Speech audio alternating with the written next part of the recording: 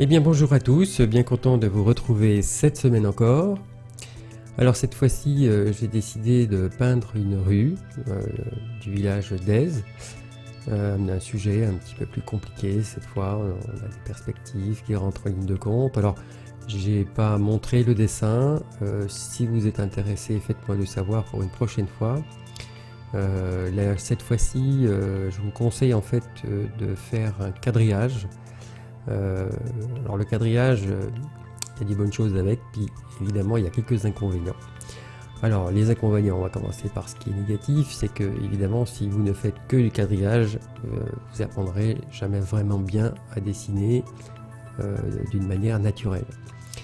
Inversement proportionnel, ça rend quand même de grands services quand on n'est pas habitué aux perspectives, quand on n'est pas habitué à ce monde de la construction. C'est bien de commencer par ça, pendant un certain temps en tout cas, ça vous permet de vous structurer. Et ça par contre, c'est important. Alors, mon conseil en fait, c'est de commencer avec, comme ça, même si vous ne connaissez pas les règles de la perspective, vous n'êtes pas enquiquiné avec ça parce que justement, ça règle ce genre de problème. Ensuite, il y a quand même quelques petites choses à savoir concernant cette manière de faire, en ce qui concerne le quadrillage, du fait que votre toile a un certain format et la photo en a peut-être un autre, si c'est du 16/9, si c'est du 4/3, et là ça change un petit peu les conditions du problème et on a vite fait d'étirer les images. Allez, mais revenons un petit peu à la peinture, pendant que je parle, je peins vite là. Alors, ici, ce qui est important de savoir, c'est que dans un premier temps, je cherche à fixer le dessin. Donc j'utilise des jus très fluides, il y a beaucoup d'essence, un petit peu de coloration pour poser les bases aussi. Donc fixer le dessin dans un premier temps, dans un second temps poser les couleurs globales et voir le rendu de l'ensemble. Ça permettra justement de prendre des décisions par la suite en se disant par exemple tiens, cette teinte orangée elle me va bien, ou au contraire est-ce qu'il faut l'éclaircir, ou est-ce que lui donner plus d'intensité. Voilà, ça permet de faire déjà un premier travail qui est celui en fait de faire les fondations de la toile. Donc rien n'est fini, on pose les couleurs. Donc dans un premier temps, donc fixer le dessin, voir ce que ça donne au niveau des teintes et aussi bien entendu de préparer le support. Le support, une fois qu'il est gorgé donc d'essence, c'est beaucoup plus facile par la suite de poser les teintes. Le support ne prend plus la peinture et tout ce qu'on pose donne un effet qualitatif. Voilà, donc 3 en 1. Donc c'est important. Et puis fixer le dessin parce que évidemment quand on pose les mains sur un dessin avec du crayon, automatiquement ça noircit et c'est un petit peu compliqué par la suite d'y voir clair. Voilà, donc c'est vraiment important, je fais plus en ça, surtout des sujets qui sont bien détaillés. Alors, c'est une rue, vous pouvez faire ça aussi avec d'autres dessins qui sont précis. Donc si vous peignez directement sur la toile, alors soit vous le faites sans dessiner au préalable, et auquel cas là vous n'avez pas besoin de ça, mais par contre si vous avez besoin du dessin, à ce moment-là, faites de cette manière en pratiquant des jus colorés et ensuite vous mettez un peu plus d'épaisseur. Voilà. Et alors maintenant on va un petit peu s'intéresser aux teintes. Il y a plusieurs sortes de jaune, il y a plusieurs sortes, comme vous avez pu le voir au début. Et puis ensuite tenir compte évidemment des ombres et des lumières. Ce qui est important de noter aussi, c'est que pour obtenir les ombres, utilisez des bleus. C'est-à-dire que le bleu outre-mer, qui est tout à fait en bas à droite, et que quand vous avez une teinte, comme les jaunes, quand vous voulez avoir l'ombre, il faut mettre du bleu dedans. Et vous obtenez automatiquement son ombre. Il y a plusieurs méthodes, là aussi, il y a plusieurs façons de faire. Les bleus, donc ça fonctionne. Les mauves aussi fonctionnent aussi, les impressionnistes ont démontré ceci, puisqu'auparavant les ombres étaient automatiquement grises, noires, enfin noires. On entend, c'est pas du noir absolu, et puis en peinture, en principe, le noir est interdit. Mais elles n'étaient pas colorées. Donc grâce aux impressionnistes, on a eu des ombres beaucoup plus riches. Voilà, alors j'ai accéléré la vidéo, elle est multipliée par 2, puisqu'en fait donc la mise en place de départ est simplement une coloration globale de l'ensemble. Ça ne nécessite pas énormément d'explications. Et puis souvent les principes se répètent, hein, donc voilà, tout simplement. Voilà. Et là vous voyez, hop, je mets un petit peu d'ombre, c'est-à-dire un petit peu de bleu dans la partie ombrée, là, puisqu'en fait c'est l'encadrement de la porte, de manière à délimiter le côté clair du côté foncé. Donc c'est comme ça que les volumes apparaissent. C'est important de les notifier. Alors j'ai mis aussi un petit peu de terre d'ombre brûlée, tiens, je ne l'ai pas noté ça, je l'ai oublié celui-là, le terre d'ombre brûlée, qui est un marron très foncé. Donc. En fait, moi j'aime bien dans les ombres de mettre un petit peu des deux, c'est-à-dire un petit peu de bleu outre-mer, donc la théorie c'est ça, c'est de mettre du bleu, et puis je le salis un petit peu plus encore avec du terre d'ombre. Il y a une autre façon de faire des ombres aussi, c'est d'utiliser la complémentaire. Si vous utilisez donc un rouge, et bien à ce moment-là vous mettez du vert dedans et vous obtenez aussi des ombres. Donc c'est à faire de choix. Moi personnellement j'ai plutôt été habitué à utiliser des bleus, donc je préfère cette méthode là, mais voilà, c'est vraiment à faire de choix. Et puis beaucoup d'essence, voilà, si vous travaillez à l'acrylique, beaucoup d'eau. Les techniques sont... Enfin, les manières de faire sont les mêmes, hein. Les ombres, les lumières, que vous soyez avec de l'huile ou avec de l'acrylique ou n'importe quoi d'autre, il va bien falloir mettre ça en place de la même façon. Alors personnellement, je préfère l'huile, juste parce que pour moi il y a un rendu absolument extraordinaire avec l'huile. Mais cela dit, je connais des gens qui travaillent à l'acrylique d'une façon fabuleuse aussi. Ce qui est important, c'est d'être bien avec ce que vous peignez. Avec j'allais dire la technique utilisée n'a que peu d'importance en fait. Alors par contre, comme en mettant beaucoup d'essence, ça sèche très vite. En un quart d'heure, vous avez quelque chose de sec, bien que ce soit de l'huile. Étant donné qu'il y a beaucoup d'essence, en fait, il y a plus d'essence que de peinture, donc ça sèche très vite. Ça, c'est cet avantage-là. Alors après, maintenant, c'est au prorata, hein, c'est-à-dire que plus vous mettez de peinture, et c'est un petit peu plus long. Alors ici, j'ai mis très peu de peinture. Je voulais conserver le dessin qu'il y a dessous, et en conséquence, beaucoup d'essence. C'est pratiquement que de l'essence à peine colorée. Voilà, là, toujours pareil, hein, pour fixer le dessin, je ne veux pas le peindre, mais je veux colorer quand même le fond, de manière à mieux me rendre compte de ce qui va suivre.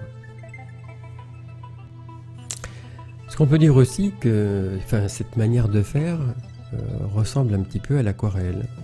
Bon, c'est pas de l'aquarelle bien entendu, mais le fait d'utiliser quelque chose de très fluide, eh bien on s'y rapproche un petit peu. Voilà. Je sais que Van Gogh a utilisé cette technique-là dans certaines de ses toiles, au même titre que l'aquarelle, alors que c'est de l'huile. C'est ça qui est intéressant en fait avec l'art. Bon, il y a des règles bien entendu, on fait pas vraiment, on fait pas n'importe quoi non plus, sans exagération. Toutefois, de temps en temps, il y a quand même quelques petites apartés comme ça.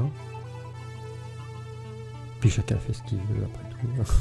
C'est tout l'intérêt d'être artiste, c'est de sortir un peu des conventions par moment. Donc allons-y. Enfin, je dis ça, mais c'est pas ce que je ferai après. Voilà, ici, l'idée, ce sont les fondations de la toile.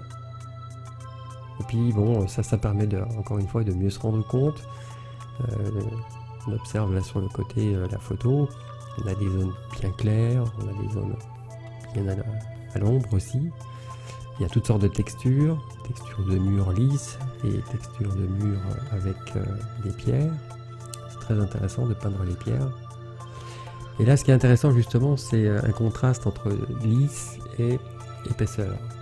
Ça aussi, c'est intéressant parce que l'épaisseur peut se faire avec un couteau à peindre et tout ce qui est lisse peut se faire au pinceau, par exemple.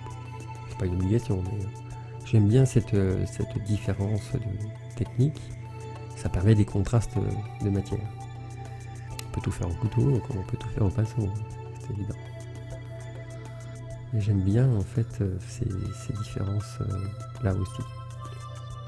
Donc je cherche pas à détailler plus que ça avec, à ce stade, simplement poser les teintes. Et voilà, ça suffit. Tout le reste est fait selon ces principes-là.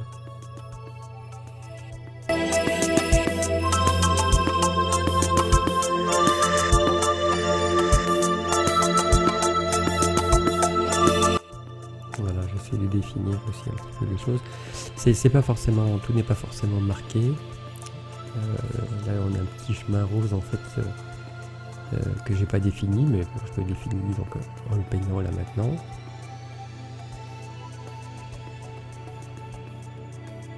Voilà, rien de bien compliqué en fait à ce stade.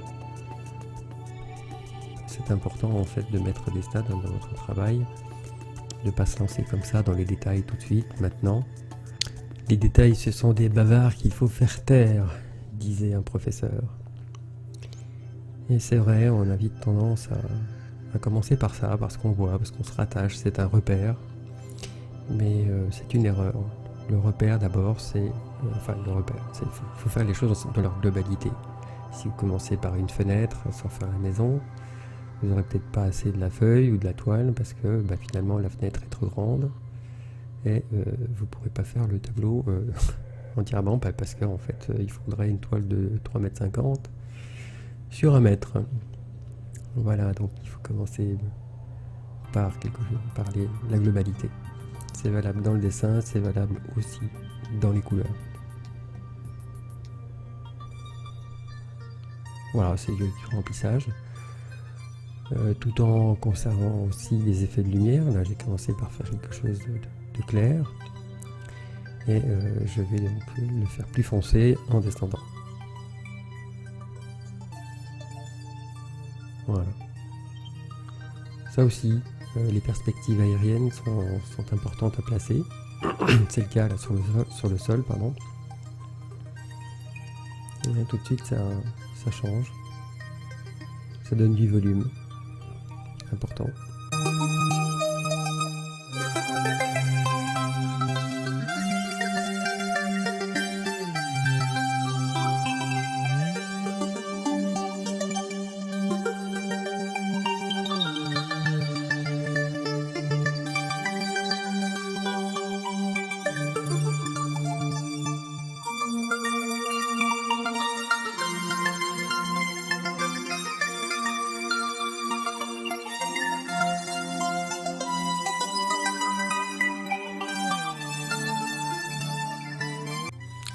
Alors un petit mot aussi sur les bains.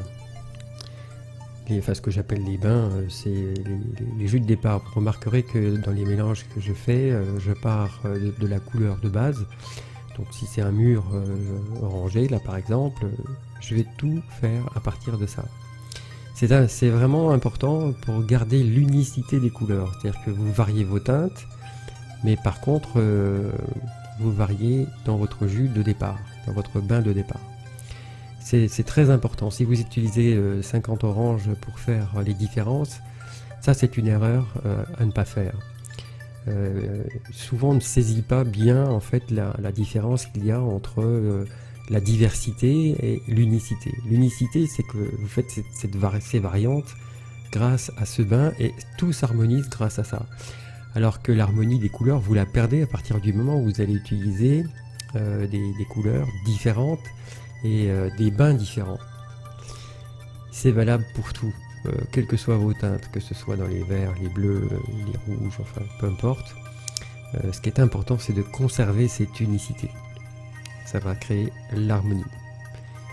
Et ça, on n'entend pas souvent parler, mais c'est vraiment très très important.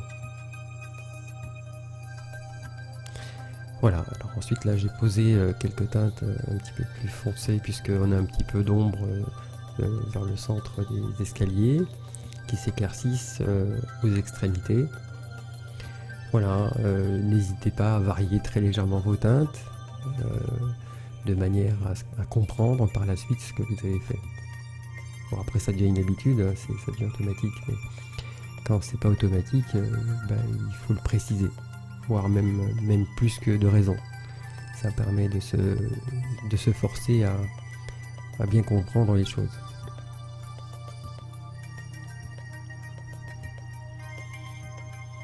Voilà, vos façades aussi,